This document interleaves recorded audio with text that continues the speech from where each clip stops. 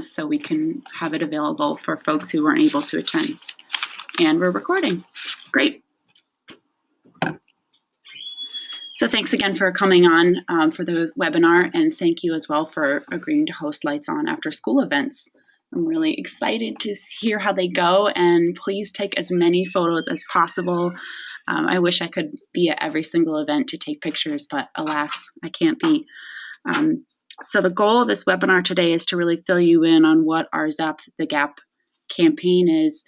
And as part of your Lights On mini grants, we have sent you Zap the Gap supporter cards. So I'm just going to go over how to collect the cards, and then Amy Schollenberger from Action Circles is going to jump in with some tips and suggestions on and openers on what to ask people and how to get the most effective way to get them to sign up.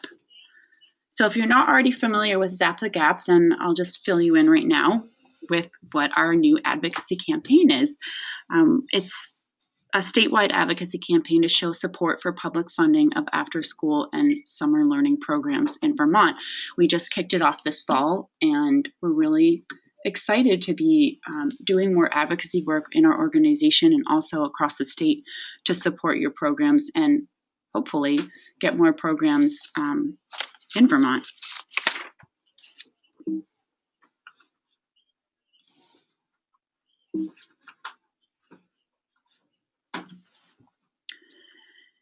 You might be wondering, why did we name it Zap the Gap? And we came up with this name in our advocacy committee because we wanted to address a number of gaps that currently exist for kids in Vermont, particularly when we're talking about education. And these are gaps that we feel really strongly that after school and summer learning programs help to decrease and help to zap ultimately. So the first one is the achievement gap. We know that studies show that more learning time, particularly in the form of high quality after school programs, leads to greater academic achievement, better school attendance, more enthusiastic learners. After school works, and the studies show or back it up. The second gap that we talk about is the opportunity gap, and this has to do with opportunities that kids have during out of school time. When you think about kids, particularly those who are from disadvantaged families, don't have opportunities like during their out of school time, like climbing camps or specialized summer camps for STEM, robotics, etc. So this has to do with opportunities during out of school time that particularly affect those kids who are from lower income families. The geographic gap that we talk about has to do with rural versus, I don't know if I could call it urban in Vermont, but more populated areas.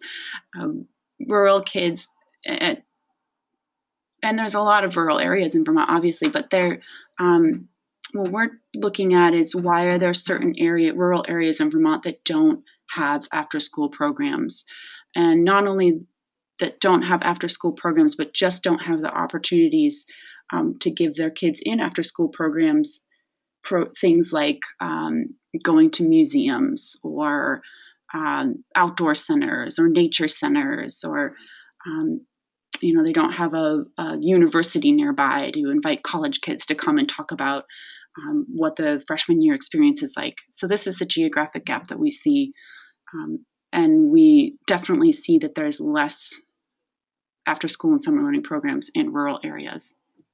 The homework gap is one that we just saw Representative Welch bring attention to when he came and spoke at Hunt Middle School, that kids who we see an academic gap between kids who have the ability and the means and the resources to complete their homework during out of school time, particularly when they have internet access and then they have an adult or caregiver or a tutor who will sit with them and help them do their homework. So those kids tend to see and have more success versus kids who don't. And we know obviously that after school programs are a great place for kids not only to complete their homework, but to get the support and help that they need to do their homework and to get internet access to do homework as well. All right, so those are the gaps. There's a lot of gaps, and we want to zap them. And that's where after school and summer learning come in. That was a zap sound, if you didn't get that. It's supposed to be like a lightning bolt coming out of my mouth. So we started this campaign coming out of Act 48 that was passed and signed into law this past spring in 2015. Act 48 is a miscellaneous ed bill, and as part of this act and law, the legislature created a special fund for ELOs. So it's called the Expanded Learning Opportunity Special Fund, and this is a fund that can accept private donations, public donations, any donation really, to go into this pot, and that will then have a grant set up to distribute the money for an increase in after-school and summer learning programs in Vermont. And the structure of the fund is currently being determined in the ELO working group right now, which is a subgroup of the Pre-K through 16 Council. This is also designated through Act 48 that this ELO working group will work out the structure of the grant for the fund. The fund is empty. We want to see money in the fund. We want to see more programs across Vermont. We want to see public funding for these programs. Hence, Zap the Gap. We feel really strongly that there needs to be a really concerted effort, a grassroots organized effort on our end to get people out across the state to contact their legislators and say to them, listen, after school is important. We want public funding for after school and summer learning programs. We know that kids need them. We have 22,000 kids in Vermont who would be in a program if one were available. There's a huge need. Please support public funding. So this grassroots organized campaign is starting with supporter cards. So one of our goals in Zap the Gap campaign is to get 30 supporter cards filled out per district. So that's per legislative district. That includes representatives and senators. Each card will be filled out by a person who shows and expresses their support for public funding of after school and summer learning programs. These cards are also a way for us to identify who are champions in districts, people who are really on board, who want to testify, who want to write their legislators, who are eager to write letters to the editor, who want to do events such as Lights On after school events. And we're also zeroing in on key districts. These are the House and Senate districts represented by members of the House and Senate Education Committees, House Human Services Committee, House and Senate Appropriations Committees. And I would say even within then, the key star highlighted committees would be the House and Senate Education Committees, because that's obviously most relevant to the work that we do in after school and summer learning programs. And then these cards will be delivered to legislators prior to our after school and summer learning day on February 18th, 2016. So that's a bit about Zap the Gap campaign. And then I want to go into a little bit more detail about the cards. So you have each should have received a packet of 10 cards along with some instructions on how to collect the cards. And the first question is, who should you target with these cards? You notice that we didn't send you 100 cards. So the idea isn't that we need as many cards as possible. We're going for quality over quantity. So we actually want people to fill out these cards who are already on board with after school. These are people who are likely to be interested in after school issues. They know why it's great. They understand the benefits. And then they want to take the next step and say, yes, I do support public funding for after school. These are just a list I made of people who would likely be interested in after school: parents, caregivers, teachers, paraeducators, after school staff, regular school day staff, principals, superintendents, etc. I think that list is pretty comprehensive, but for your purpose at Lights On After School, I would say in all likelihood are going to have people who are likely interested with parents. Their kids go to after school programs, they understand the benefits, and they really see the value firsthand.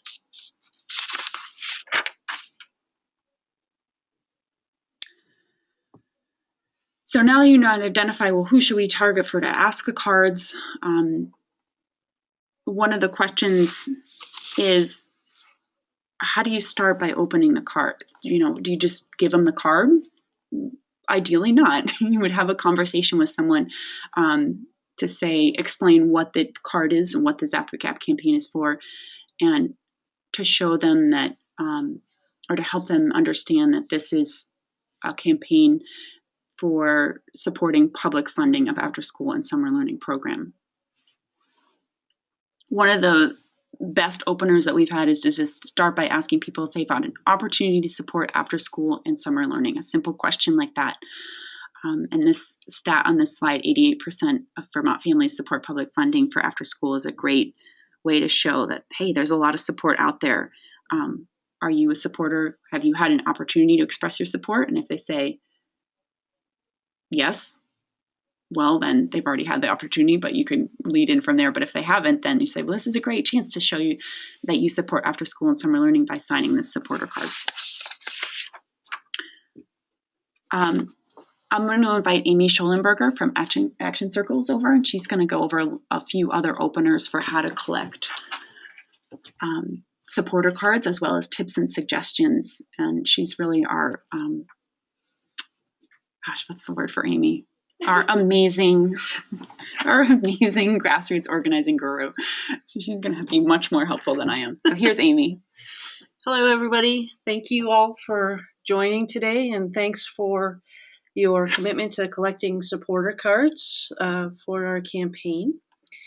So I'm really just here to help think about how to collect these cards. So I'll just say up front that I've collected supporter cards for many different campaigns, and the first thing to remember is the first one is the hardest.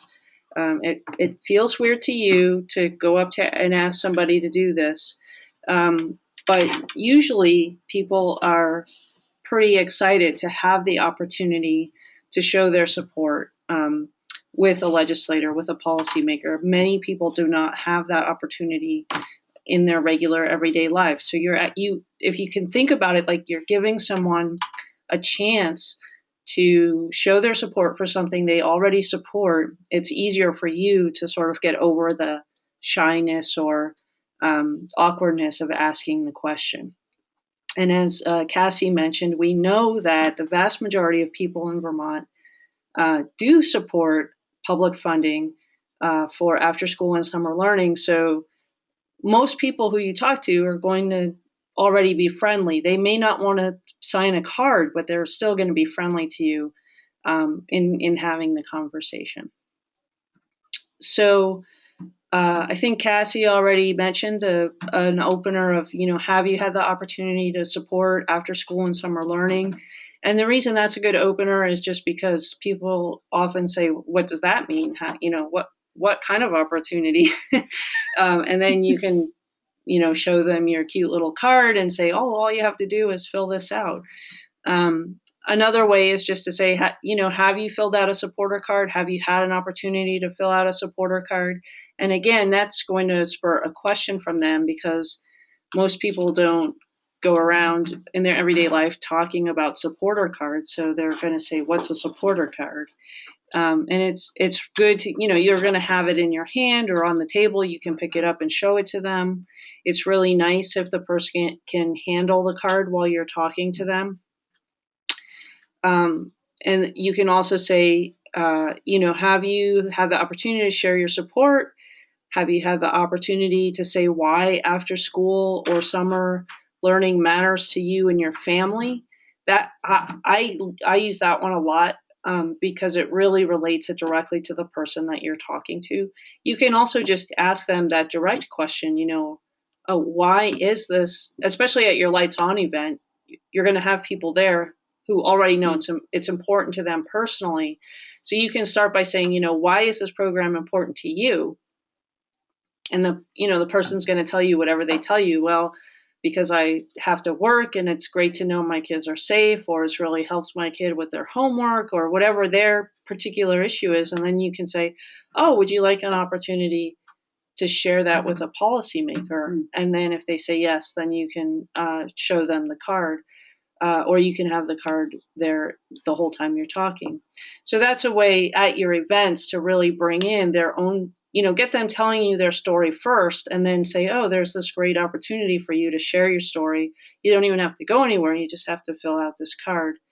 That's a good way to do it. So I think we want to go to the next slide. So one thing when you are having people fill out their cards, there's a couple of things you want to make sure that the people really understand. The first is that the card is saying that they support public funding for after school and summer learning. That means state money. So it's important that the person understands that and actually does support that, because when we give the cards to legislators, sometimes the legislators will call the person up and ask them for more information, or a lot of legislators just do a quick random check to make sure that we didn't just fill out the cards and the people didn't know what they were doing. So you really do want to be honest with people about it. As Cassie said, quality is much more important than quantity. Knowing that someone does support public funding and knowing that they understand that the cards will be delivered to legislators, but not right away. Letting them know it's going to be, once the session starts. So they're not surprised if a legislator calls them up in January or February to ask them about that support. Do you want to do this, or do you want me to? Sure, I'll go over this. As far as when you're actually, and then another thing, when they're filling out the card, if they balk at putting down their address, home address, it's because we need that information to find out who their specific legislator is. So that's not like we're going to be sending them, I don't know, stickers and fan mail all the time. Personal phone or personal email, we need one or the other. And that's, again, for the legislature. They require that to deliver to legislators in the state house. So one or the other. It's not for no, I'm not going to be calling them, but the legislator might. And then obviously really important to get them to fill in the box that says after school is summer and learning are important to me, because I had people fill that out last week, and they're like, great, yeah, I did my card. And then I looked on the box and I was like, oh, you missed the box with the message, which is the most important part. And I had to take I would say that took them a while. Like, they had to sit and think about it, which is why I think it can be challenging to have people, they want to take that card away with them, and they want to think about it. But if you have to be able to be there with them and be present with them and just wait for them to fill it out, and be like, I've got time, and then kind of help them work if they need help with their messaging. And one thing I'll say about that is I often just ask them the question that, say, don't think about the card. Just tell me why, why do you want your child to be in this program? And they'll give you a sentence. They'll say whatever the reason is. Oh, Johnny really loves this program, or, Susie, got an A+ this year in math, and she's never done that before. And then you can just write that, hand them the card back, and just repeat the sentence that they just said.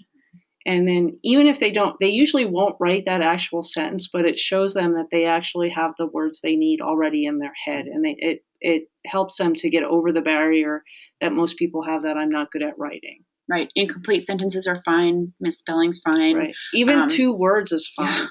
Smiley face with 2 words. Yeah.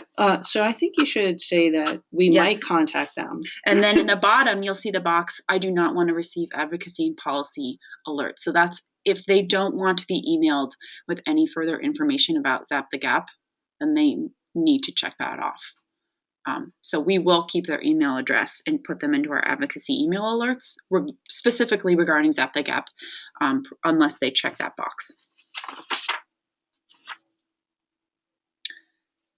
If you run across a case where you feel like you have a person who's supportive and really interested and then balks about the writing piece, you can also offer, or you're not clear, or maybe there's literacy issues there, or they have trouble writing.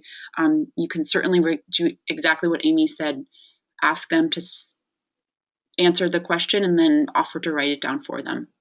Pretty simple and pretty easy.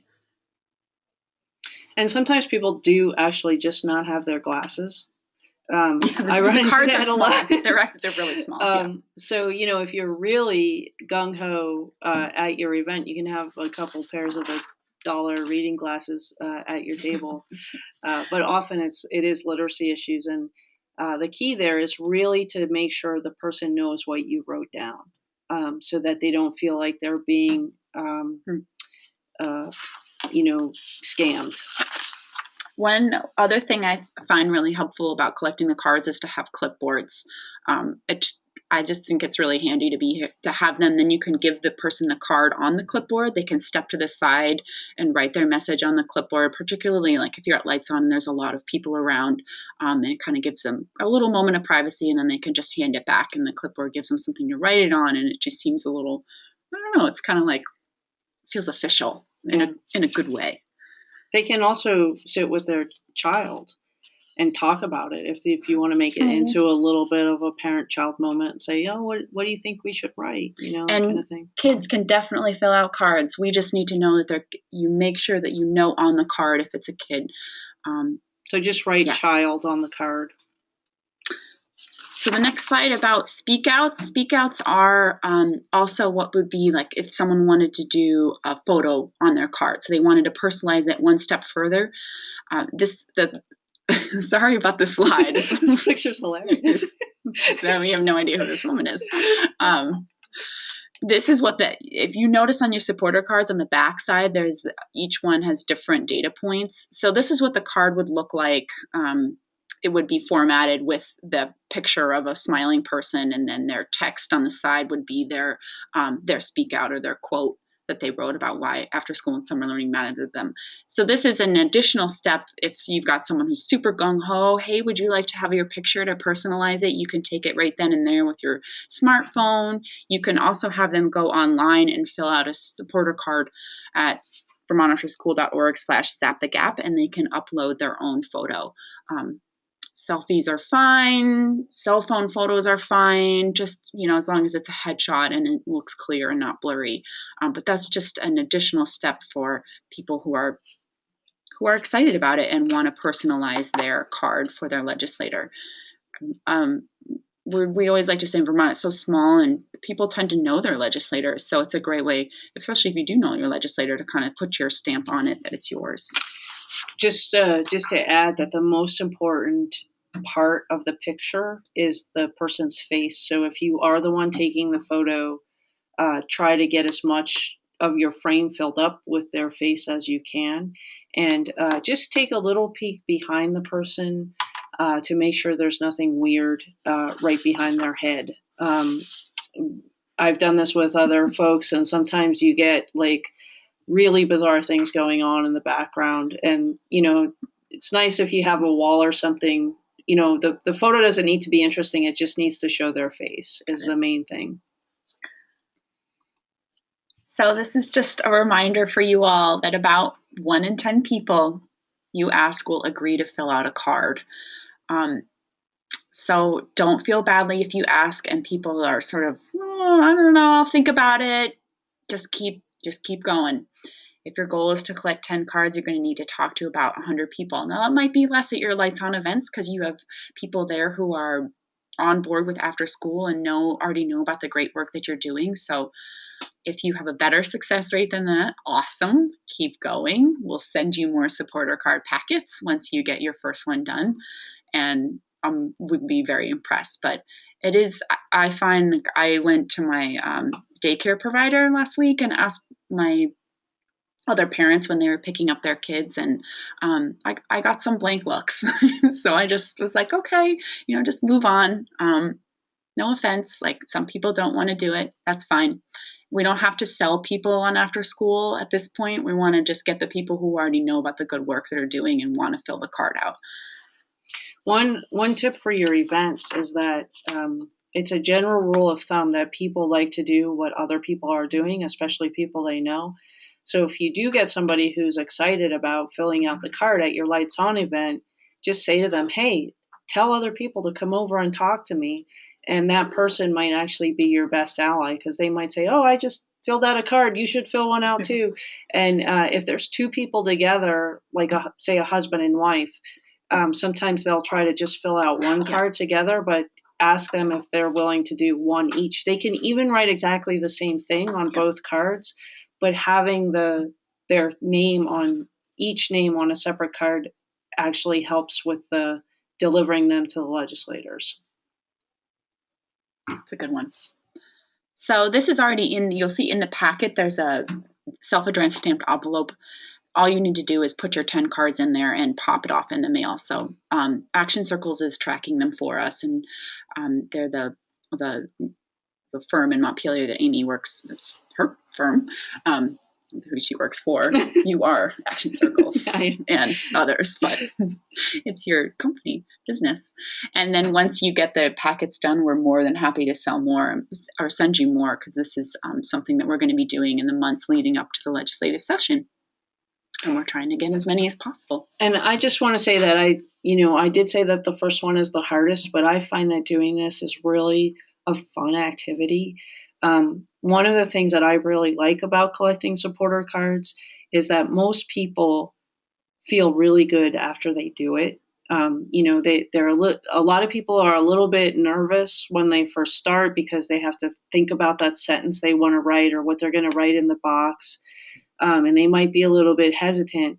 But in my experience, once somebody figures out what they want to say and they write it down, they usually feel really good and they're excited about it and they're thankful that they had that opportunity. And so if you can hang on and get through to that point, you're going to start to feel good because you're helping people to be engaged in with their policy, with something that actually matters to them in their daily lives.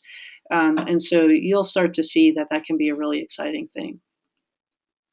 Nice. Thanks, Amy. Sure. That was really well put. Well, we're up to 1:30 now, folks. So I'm going to say if you want to hop off and depart, that's totally fine. If you want to stay on, I'll unmute you, and you can feel free to ask me and Amy any questions you might have. But thank you for joining and taking the time on a Friday to be here. We really appreciate it. And have fun at your Lights On events.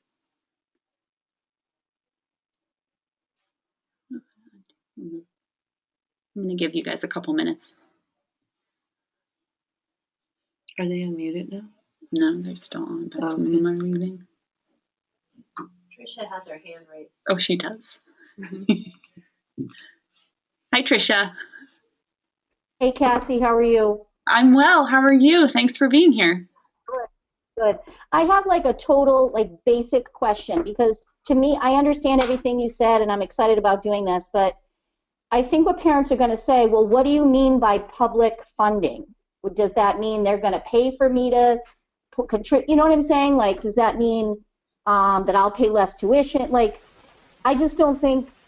I think that's a question that a lot of parents are going to ask. What do you mean by that? And I want to be able to answer that appropriately. That's a really good question. I'm glad you brought that up. And I think you're right that parents might ask that question. So the most basic answer is we want the state to make an investment in after school and summer learning. And that means state money, which would be, collected from taxes, would go into the ELO special fund that Cassie talked about at the beginning. And the idea is we don't know exactly how that money will be spent because there's no money there yet. But the idea is that communities, schools who want to have after school and summer learning programs would be able to get grants from the fund to start programs, to increase access to programs that already exist, to reduce tuition or eliminate tuition in communities where, people have lower incomes, or it might be a program might apply to have a bus so more kids could participate in the program and then get a ride home after school. So it could be a lot of different things that the money would be used for. But the main thing basically the money, the tax money would go into this ELO, and then how that would be used is kind of yet to be seen, but it would be it could go to existing programs or to start up new programs, and there's a variety of ways it could be used, and it's yet to be determined. Is that correct? Yes, but the main idea is to increase access Right. for working families to get their children in after school and summer learning. Okay. All right, that's helpful. Thank you. Thanks, Tricia. Sue, you had a question? Yeah, what if you run out of cards? I sent it to you, but what if you run out of cards at the event? Can you do sort of a makeshift card? Hi, guys. If you run out of cards, the best thing to do is to collect. You can collect people's information and their comment, and then go on the website and you can enter it yourself like later on the website. Okay. Or if you have access to the internet there at your event, you can have people do it on a laptop at the event or a tablet. Oh, that might be a good idea. Really good idea. And then I also was wondering, is there any large Zap the Gap poster that we could display? I'm thinking of setting up a table, and people could come to me after I discuss it with the whole group. I don't have one at the moment, Sue. Let me think about it, if I can get something printed or something formatted that, do you have the ability to print on like 11 by 17 paper? Right. Yep. Sure. Okay. Yeah, I'd like that too. That's a good idea. I'm going to have one of my laptops going, just circulating the pictures of the activities they're doing. That's going to be there near the snack and food table. All right. Any other questions from folks? I think this is great. I enjoyed this. I really liked her zapping sound. I did hear it and I could feel it. Let's do it. Yeah.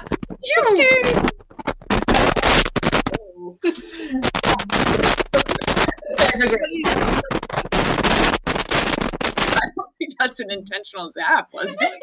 That was really a zap. That was like someone's computer. Someone just got electrocuted. Is it me? That's a first. There it goes again. All right. Well, thank you. I think I will sign off at this point. All right. Thanks for being here. Anybody else have any other questions before we head off? Oh, If you do, just say your thank name. you. You're welcome. Monday, right? So that's when they have onward. Yep, 3:45. The 3:45 slot.